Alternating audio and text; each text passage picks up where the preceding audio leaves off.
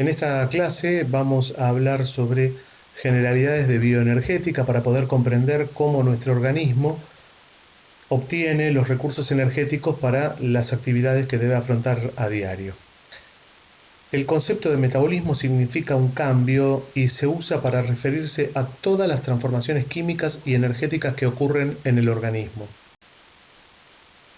Si vamos a hablar de bioenergética, no podemos dejar de mencionar los conceptos de catabolismo y anabolismo. Estos conceptos están estrechamente relacionados, sobre todo a nivel energético, puesto que el catabolismo es el que aporta la energía necesaria para las reacciones llevadas a cabo en las rutas anabólicas.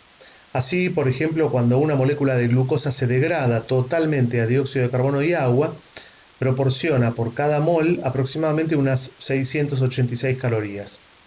Debido a que el calor no podemos utilizarlo los seres vivos como fuente de energía, la energía que libera la degradación de la glucosa, por ejemplo, se conserva en forma de energía química en los enlaces covalentes de los grupos fosfato de los nucleótidos trifosfato. Por otro lado, los electrones constituyen otro vehículo importante para la transferencia de energía química, procedente de las reacciones oxidativas del catabolismo de las reacciones reductoras del anabolismo. Para la biosíntesis de moléculas muy reducidas, es decir, muy ricas en hidrógeno, como por ejemplo los ácidos grasos, se necesitan electrones. Los electrones se transportan desde las reacciones de oxidación del catabolismo, que son las que los liberan, hasta las reacciones que los requieren. Reacciones tales como la reducción de dobles enlaces de carbono-carbono a enlace simple. Este movimiento de electrones se consigue mediante coenzimas transportadoras, obviamente de electrones, entre las que se pueden destacar el dinucleótido fosfato de nicotinamida y adenina, el NAD-P o el FAD.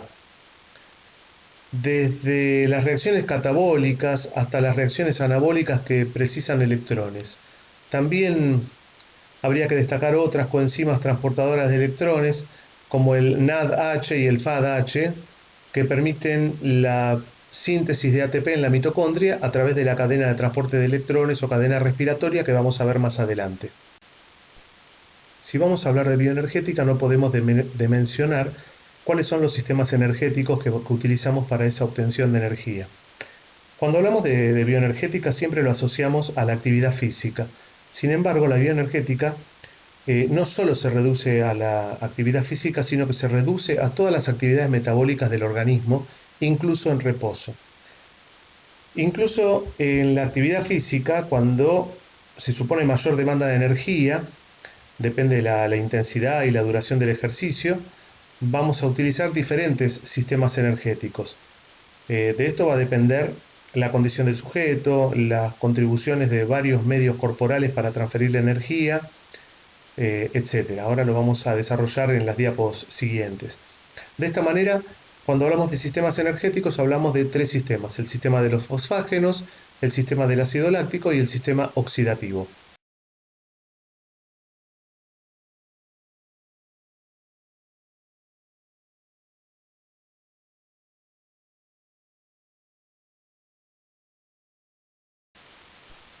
La utilización de estos sistemas energéticos va a depender, entre otros factores, de la intensidad, del volumen, de la densidad y de la frecuencia de la actividad, de la genética del individuo, de la alimentación, de los tiempos de descanso, de los hábitos e incluso de la psiquis.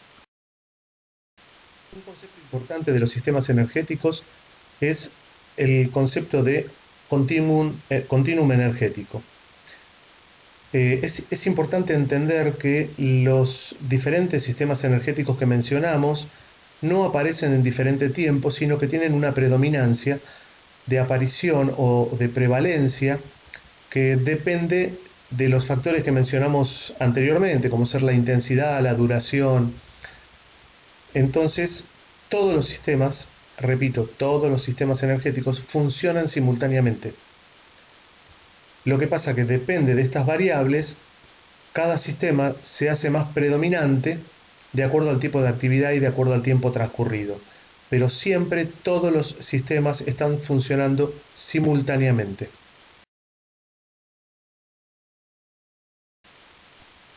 La moneda energética, como todos sabemos, es el adenosintrifosfato. El ATP se genera a partir de nucleótidos difosfato y de fosfato inorgánico mediante reacciones acopladas a las etapas exergónicas del catabolismo controladas enzimáticamente. El ATP así formado puede emplearse como moneda de intercambio energético, ya que puede difundir hacia aquellos lugares de la célula en los que se necesita energía, constituyendo una forma de transporte de la energía libre.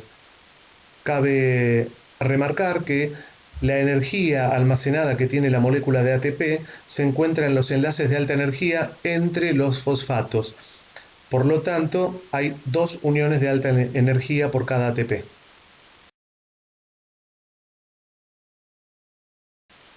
Como dijimos previamente, el ATP lo utilizamos como recurso energético para cualquier actividad metabólica del cuerpo, no solo para el ejercicio.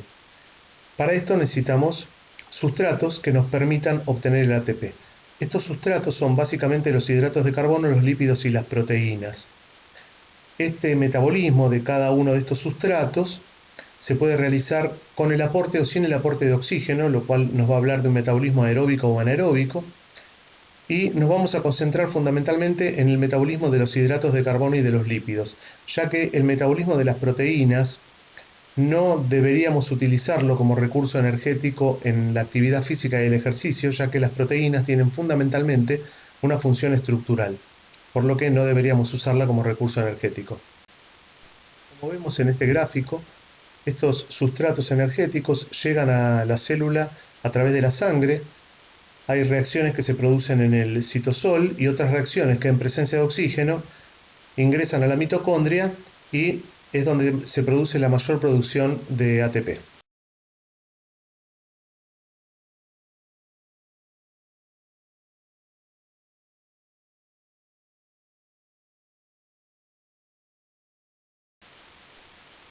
Comenzamos con el sistema de los fosfágenos, también conocido como sistema de ATP-PC, en donde interviene la fosfocreatina, cuya función es aportar el fósforo inorgánico que perdió el ADP para transformarlo nuevamente en ATP.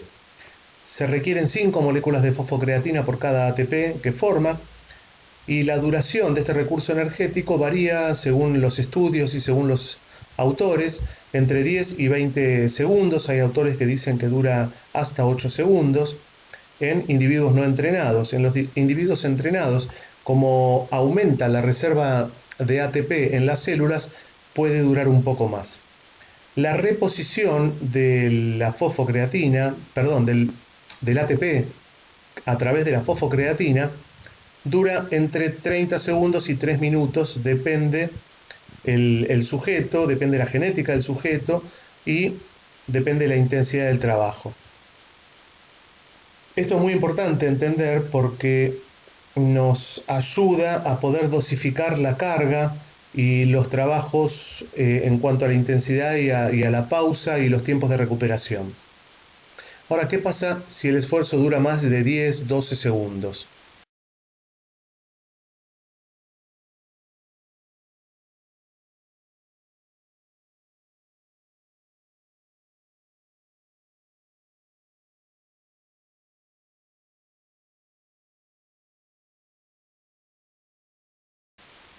En este caso tenemos que usar otros recursos energéticos, otros sustratos que llevan a reacciones que necesitan más tiempo. Los hidratos de carbono más importantes desde el punto de vista nutricional son el almidón y el glucógeno y están constituidos únicamente por polímeros de glucosa. El destino principal de la glucosa que penetra en la célula es almacenamiento como glucógeno, oxidación o conversión a ácidos grasos y almacenamiento en forma de triglicéridos. En este esquema vemos cómo los principales hidratos de carbono, la fructosa, la glucosa y la galactosa, que son todas exosas, se almacenan en el músculo y en el hígado bajo la forma de glucógeno y se utiliza para la producción de ATP tanto en forma aeróbica o anaeróbica, como vamos a ver a continuación. Respecto al metabolismo de los hidratos de carbono y más precisamente el metabolismo de la glucosa, vamos a encontrar que tenemos varias rutas metabólicas, algunas catabólicas y otras anabólicas. como ser la formación de moléculas de glucógeno a través de la glucogenogénesis o la ruptura de la misma molécula de glucógeno para obtener moléculas de glucosa como la glucogenólisis, la ruptura de la molécula de glucosa a través de la glucólisis, el paso del piruvato como producto de desecho de la glucólisis hacia la mitocondria a través de la descarboxilación oxidativa, y ese piruvato que ingresa a la mitocondria transformado en acetil-CoA, que se une al oxaloacetato e ingresa en el ciclo del ácido cítrico o ciclo de Krebs o ciclo de los ácidos tricarboxílicos. En ese ciclo de Krebs se producen muchos protones que van a ir a la cadena de transporte de electrones. Hay otra vía anabólica que es la vía de la pentosa fosfato. Y por último, la glucogenogénesis se refiere a la formación de glucosa a partir de una fuente que no son hidratos de carbono. Es la formación de hidratos de carbono mediante el recurso de productos no glucosídicos. Los principales sustratos de los que puede obtenerse glucosa son el piruvato y el lactato, el glicerol, los ácidos grasos de cadena impar y los aminoácidos. Respecto a la glucólisis, el proceso enzimático por el que los tejidos aerobios utilizan oxígeno y producen dióxido de carbono se denomina precisamente ciclo de los ácidos tricarboxílicos, como les mencionaba hace un rato. Esta vía es la más importante para la utilización de energía disponible en diversos combustibles metabólicos, como ser hidratos de carbono, ácidos grasos y aminoácidos.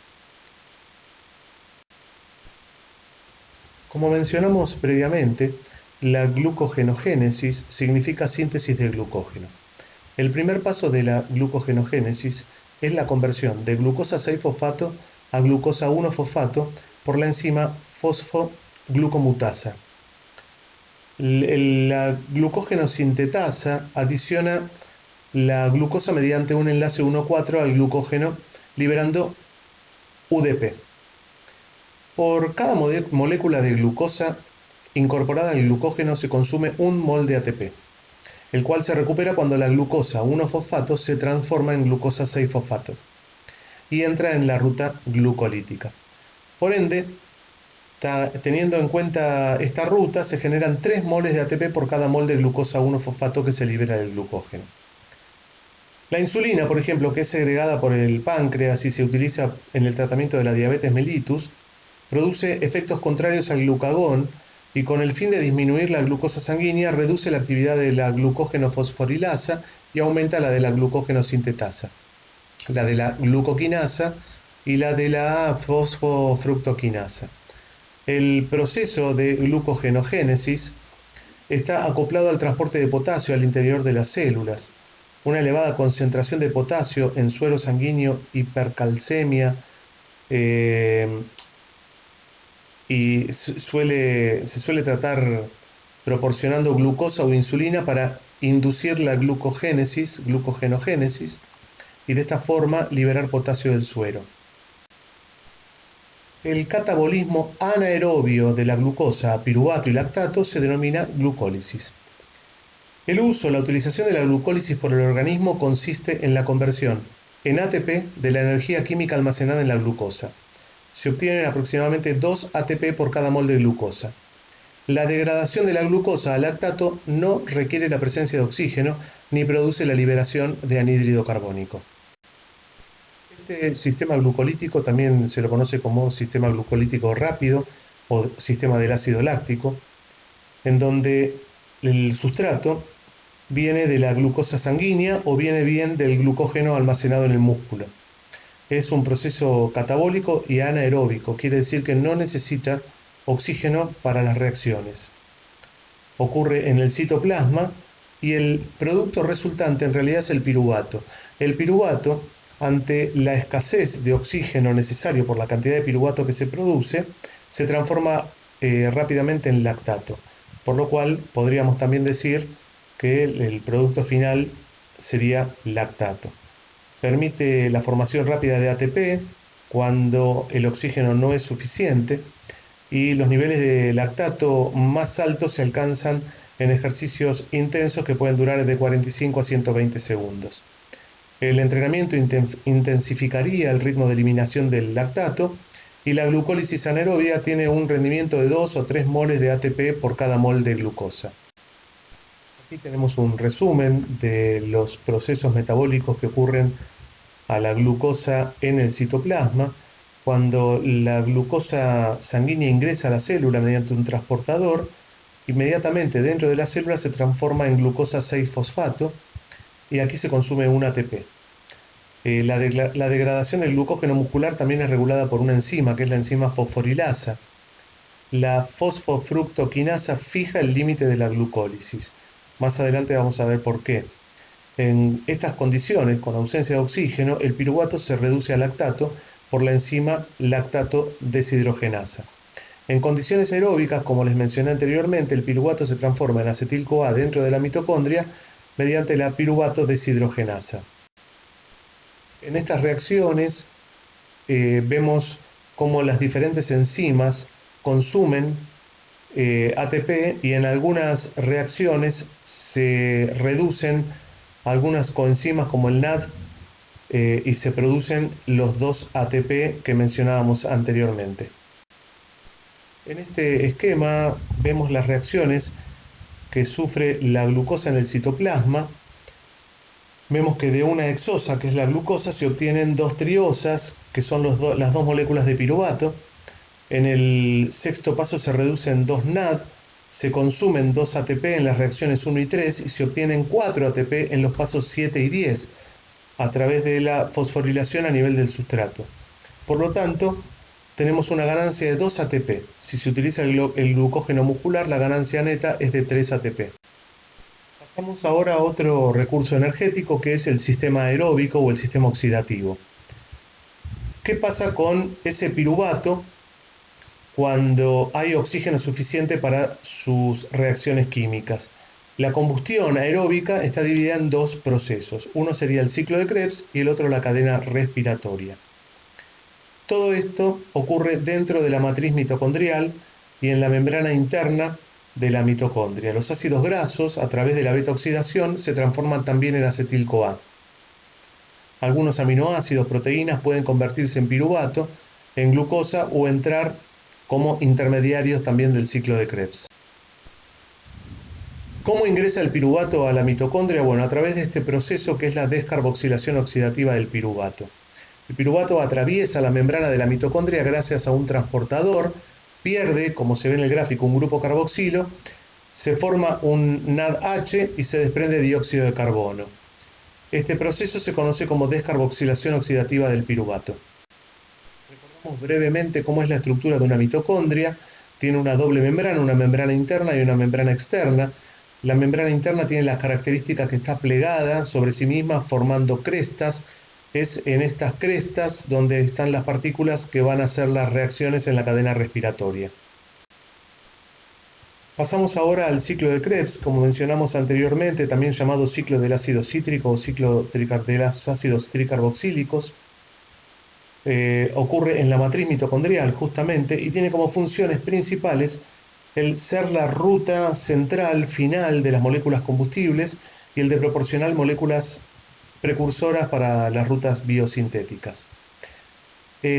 ¿Por qué es un ciclo? El carácter cíclico se debe a que después de una serie de reacciones se regenera el compuesto de partida, el oxaloacetato.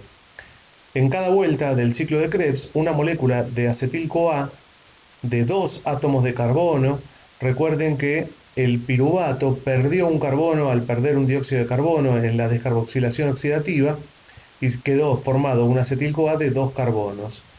Este acetil-CoA se condensa en una molécula de ácido oxalacético o oxaloacetato de 4 átomos de carbono para formar ácido cítrico, un compuesto de 6 carbonos.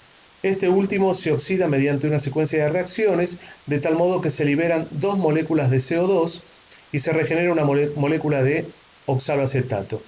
Este compuesto puede combinarse con otra molécula de acetilo iniciando el ciclo nuevamente. En otra vuelta se incorpora una molécula de acetil-CoA y se eliminan 2 dióxidos de carbono.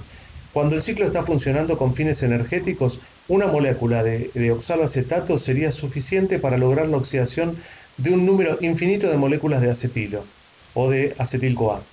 En estas condiciones, por cada vuelta se liberan 4 pares de hidrógenos o sus electrones equivalentes, los cuales pasarán al oxígeno molecular para obtener energía en forma de ATP en la cadena respiratoria. El conjunto de reacciones que vemos en el gráfico se puede destacar algunos hechos. A ver, la primera reacción del ciclo es la condensación de una molécula de acetil-CoA con otra de oxaloacetato, como dijimos anteriormente, mediante la acción catalítica de una enzima, la citrato sintetasa. La reacción es irreversible porque la hidrólisis del enlace bioéster de acetil-CoA implica la liberación de una gran cantidad de energía. Hay 4 reacciones catalizadas por deshidrogenasas que reducen 3 moléculas NAD y una de FAD. La reacción catalizada por la succinil-CoA genera un enlace fosfato de alta energía en forma de GTP. Los átomos de carbono que se liberan forman dióxido de carbono por cada vuelta del ciclo, entonces no son los mismos que los captados como acetil-CoA. Algunas sustancias inhiben el funcionamiento del ciclo de Krebs, generalmente porque compiten con los sustratos por las enzimas del ciclo. La reacción neta del ciclo es entonces acetil-CoA, 3 NAD, un FAD, GTP, fósforo inorgánico, agua, otros 3 NAD, FAD, GTP, 2 hidrógenos y la coenzima. Las 3 moléculas de NAD y de FAD se oxidan en la cadena de transporte electrónico o cadena respiratoria, como les mencioné anteriormente. El oxígeno molecular que encontramos dentro de la mitocondria no participa directamente en el ciclo de Krebs, pero este solo funciona en condiciones aeróbicas porque el NAD y el FAD únicamente transfieren sus electrones al oxígeno molecular en la cadena respiratoria o cadena de transporte de electrones. Resumiendo, recordemos que por cada molécula de glucosa se forman 2 piruvatos. La función del ciclo de Krebs es degradar la acetil-CoA para generar electrones para la cadena respiratoria y se forman 2 moléculas de dióxido de carbono, 3 NAD y un FAD se reducen y se libera energía para resintetizar un GTP. Finalmente llegamos a la cadena de transporte de electrones o fosforilación oxidativa, en donde, como mencionamos anteriormente, es el proceso mediante el cual se sintetiza ATP durante la transferencia de electrones del NAD y el FAD al oxígeno molecular. Los NAD y FAD son pasados por una serie de transportadores que se llaman citocromos. Durante este proceso se libera energía usada para resintetizar ATP. Por cada NAD se obtiene energía para resintetizar 3 ATP y por cada FAD se pueden resintetizar 2 ATP. El papel del oxígeno es muy importante, ya que es lo que posibilita la realización de la cadena respiratoria, por eso es la parte final del metabolismo oxidativo. La cadena de transporte de electrones, como habíamos mencionado, está constituida por un conjunto de proteínas acopladas entre sí, por la que fluyen los electrones que proporcionan la energía necesaria para resintetizar ATP. De esta manera podemos determinar el balance energético de la oxidación completa de un mol de glucosa.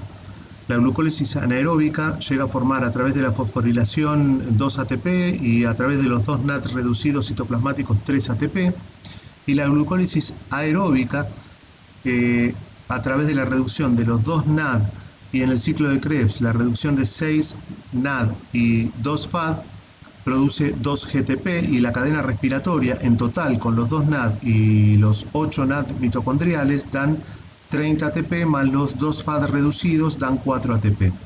En total, aproximadamente dan 38 ATP por cada mol de glucosa. Resumiendo aún más, el balance energético de la oxidación de la glucosa genera 2 moles de ATP la glucólisis, otros 2 moles el ciclo de Krebs, aproximadamente 34 moles la fosforilación oxidativa del FAD y del NAD, una producción total por cada mol de glucosa de 36 ATP. Pasemos ahora a hablar del metabolismo de los lípidos. Los lípidos predominantes en la dieta humana son los triglicéridos o triacilglicéridos, también llamados grasas neutras, cuyo catabolismo en los tejidos genera abundante energía. La digestión de los lípidos comienza en el estómago.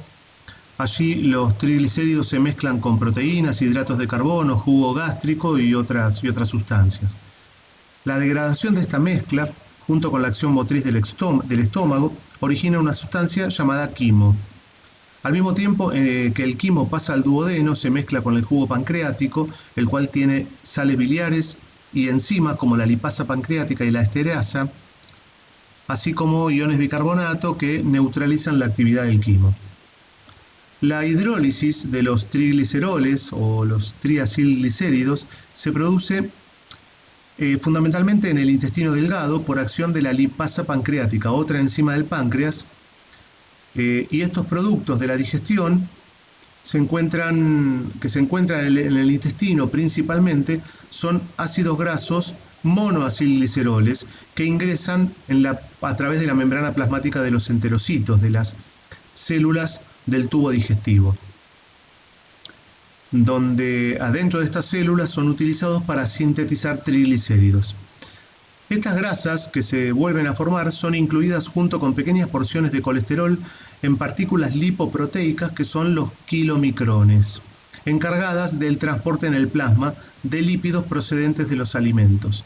Es decir, que los kilomicrones son los que van a transportar estos nuevos triglicéridos en la sangre. En los capilares sanguíneos, las grasas de los kilomicrones y las lipoproteínas de muy baja densidad sufren una hidrólisis total, quiere decir que se rompen y forman ácidos grasos y glicerol que pasan a las células.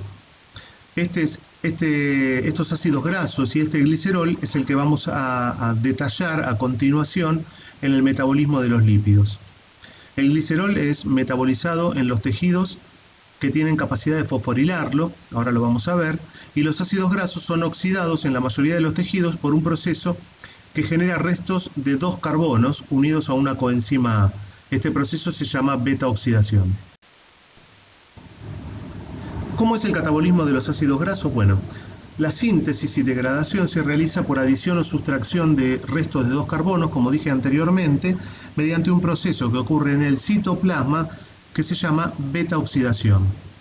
Esta beta-oxidación incorpora acetil-CoA a la mitocondria, donde participan enzimas en su matriz, y la proximidad en la cadena respiratoria facilita la transferencia de protones y la producción de ATP por la cadena respiratoria. La etapa inicial es la formación de un compuesto altamente reactivo con capacidad para participar en las transformaciones subsiguientes. La reacción es catalizada por la tioquinasa o acetil-CoA sintetasa en presencia de coenzima, ATP y magnesio. Se hidroliza ATP en la segunda unión fosfato con producción de AMP y pirofosfato inorgánico, es decir, se consumen las dos uniones de alta energía del ATP y el ácido graso se une a una coenzima mediante un enlace tioéster rico en energía. Se forma así acetil-CoA o ácido graso activo. El pirofosfato se hidroliza rápidamente por acción de la pirofosfatasa, por la cual la activación de ácidos grasos es un proceso irreversible.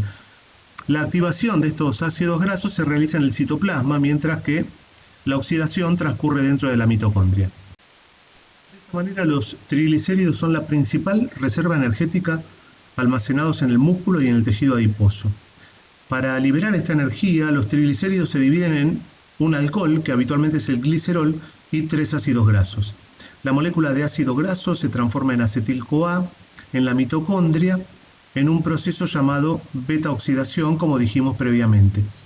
El acetil-CoA ingresa en el ciclo de Krebs y en la cadena respiratoria, de la misma manera que pasaba con el acetil-CoA que provenía del metabolismo de la hidrólisis de los hidratos de carbono. El glicerol ingresa a la glucólisis anaeróbica como gliceraldehído 3-fosfato y se transforma en glucosa en el hígado.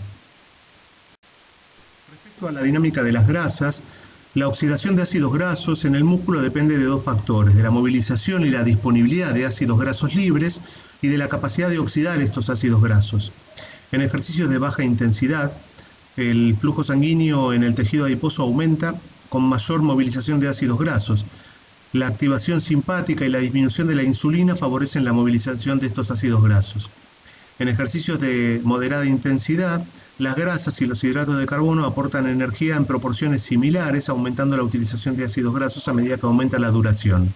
En altas intensidades, el flujo sanguíneo en tejido adiposo no aumenta, por lo que se utiliza el glucógeno y las grasas intramusculares. Todo esto lo vamos a ver cuando veamos entrenamiento de la resistencia. El entrenamiento favorece la utilización de las grasas y el ahorro de los hidratos. La activación de los ácidos grasos se realiza en el citoplasma, mientras que la oxidación, como dijimos, transcurre dentro de las mitocondrias, y como la membrana interna de estas organelas es impermeable al grupo acilo, al acil-CoA, se requiere un mecanismo de transferencia a la matriz. El acil-CoA es transferido a un compuesto que es transportado a través de la membrana interna, y este compuesto es la carnitina. El sistema comprende dos enzimas, la carnitina aciltransferasa 1, ubicada en la cara externa de la membrana interna de las mitocondrias, y la carnitina aciltransferasa 2 en la faz que queda en la matriz, y un cotransportador acilcarnitina-carnitina. El acilcarnitina, este grupo, el grupo acilo unido a la carnitina, es transportado a través de la membrana interna, y una vez en la matriz transfiere el grupo acilo a coenzima para regenerar el acil-CoA. La reacción es catalizada por la carnitina aciltransferasa 2. En la membrana interna existe un contratransportador que introduce acilcarnitina en la matriz mitocondrial y expulsa carnitina hacia el citoplasma. Los ácidos grasos de menos de 12 carbonos ingresan en la matriz mitocondrial sin necesidad de ser transferidos a carnitina. Veamos ahora un poquito más en detalle la beta-oxidación de los ácidos grasos. El grupo acil-CoA inicia en el citosol el proceso de oxidación. Este comprende una serie de 4 reacciones que producen liberación del acetil-CoA y acortamiento de A2 carbonos en la cadena del grupo acilo. Los ciclos de degradación se repiten tantas veces como sea necesario para reducir toda la cadena del segmento de 2 carbonos. Si bien las 4 etapas del ciclo se repiten en cada vuelta, el sustrato que inicia el siguiente es de 2 carbonos más corto que el precedente. El último ciclo se inicia con una cadena de 4 carbonos y termina en 2 acetil-CoA. La beta-oxidación de un ácido de 8 carbonos, por ejemplo sería el ácido caprílico, da lugar a la formación final de 4 acetil-CoA y requiere 3 vueltas de esta secuencia metabólica. Habíamos hablado que el metabolismo de las proteínas no lo íbamos a considerar en este apartado, ya que fundamentalmente tienen una función estructural, pero sin embargo las proteínas pueden utilizarse como sustrato energético durante, por ejemplo, el ejercicio prolongado. Es un apartado que hay que estudiar en profundidad en otro momento. Bueno, muchas gracias.